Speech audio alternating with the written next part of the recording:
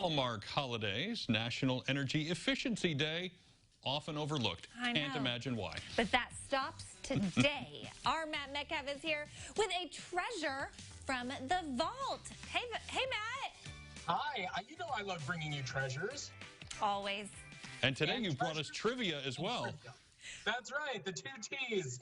Two T's at the end of my name, two T's that anyway, yeah, so here's some trivia. Today, believe it or not, National LED, National Energy Efficiency Day. So I came up with some trivia. Are you guys ready? Not at all. I'm ready. Game on. The winner gets candy corn. Here's question one. All right, who invented the incandescent carbon filament light bulb? Was it John Adams, Thomas Edison, Benjamin Franklin, or Suzanne Smith?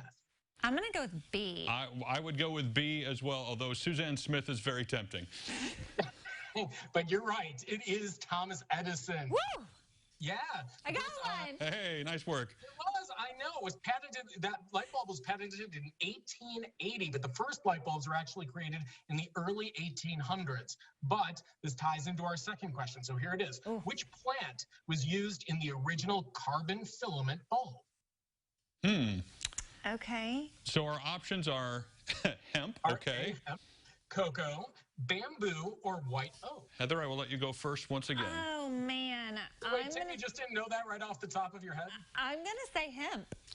I'm going to say hemp as well because those light bulbs were really lit. Oh, nice. I'm glad I'm not the only one who could throw out some good puns, but you're wrong. Bamboo, slow burn. The bamboo took a long time to burn. It kept the light on longer. It makes all sorts of sense. All right. Okay. Still think hemp's a better answer. Thomas Edison's company was absorbed into what familiar company that we know today? Four choices: Westinghouse, General Electric, Tesla, or DuPont. You left Amazon off the list. I did. I'm going to say General Electric. GE was, we're going to be the same on all of these. I'll say GE. Yeah, GE. You're right. Yeah, nailed it. Very nice. All right. In what year did the first LED light bulb appear? Goodness. Yeah, in consumer products. In consumer products. All right, so you have four choices: 1938, 1958, 1978, or 1998. The first year that LEDs appeared in consumer goods. 98? I'll say 78. That's my birth year. Well, Tim, you nailed it. 78. Good things came out in 78, right? We're as old as light bulbs. Hey, it says the answer's 98. Oh, no, it was 78. That must have been my typo. Got my hopes up. So sorry. You guys might remember when those clocks came out that started to have LED lights in them. They usually had red lights. Yep. Those were LEDs. Those were the first consumer grade bulbs of that kind. Interesting. All right. Learn something new every day. We got one more to learn, apparently. One more, I know. How much less energy on average does an LED use compared to an incandescent light?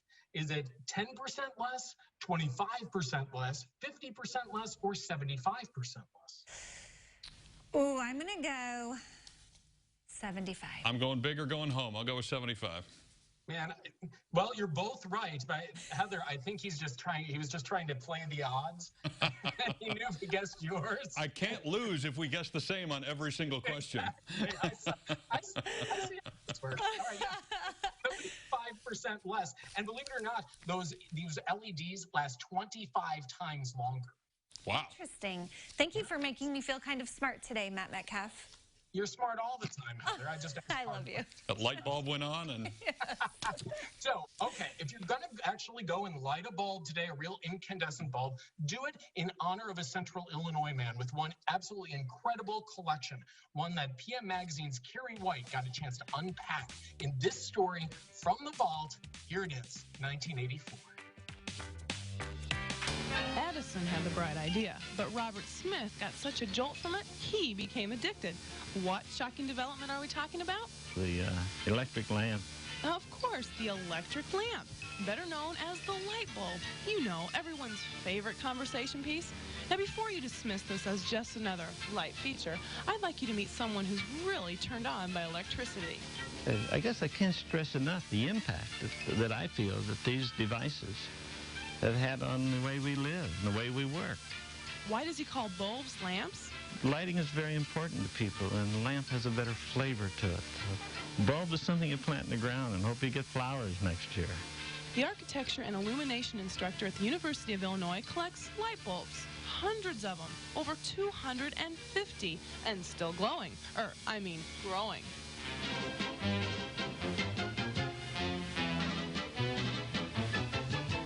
Now I've heard of stamp collections and coin collectors, but a light bulb collection? Why would anybody collect light bulbs? Perhaps his light is on, but no one is home. Isn't this crazy? I don't think so, at least not from my standpoint. And they're fragile. That's another thing. You know, a stamp you can put in a book, but these are fragile devices. And yet people have kept them in their homes, and most people are recognizing they're going to get thrown out one of these days. And that's why there's a lot of them are sending them to me. If they really want to give it home. And I think I can provide it that home. And where does all this plug in? Well, Robert found a good outlet for his hobby. He uses it to help his students retain knowledge of electricity. So if you have a lonely bulb that needs a home, send it packing to the old professor. He'll be busy cataloging the 75 different types of bulbs already in his collection, and will gladly welcome any bulb with open arms, or until he gets burned out. If you don't love puns, this is not the day to watch, right?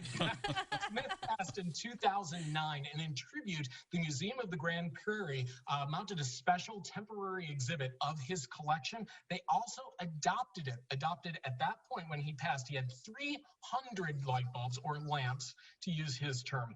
And it actually matched the rest of the stuff at the museum, or supplemented it rather, because they already had more than 300 items related to candle holders and lanterns, Russian Betty lamps, whale oil, lard, and camphor lamps. So a whole huge lighting collection over at the Museum of the Grand Prairie. I, too, have a lovely collection of whale oil lard lamps. Are you making fun of me because of the fact that I actually have one right here? What that is. I could not have picked one out of a lineup, so no, I had no idea that's what was behind you. But I was going to say, you're good. You're good. I love your use of props there, Matt Metcalf. And, you know, history is so illuminating. It just gives me goosebumps, and I cannot wait to see more from the vault on Sunday. And I cannot wait to see what you write for me to say next time you visit. You're a gem. I'm not sure I understand. Oh! And now her phone is talking to her. That's what you get for lying, Heather. All right, thanks, Matt. Bye. Up next, we're checking in on our apple cinnamon pork loin in our CI kitchen. I'm not sure that is true, Heather.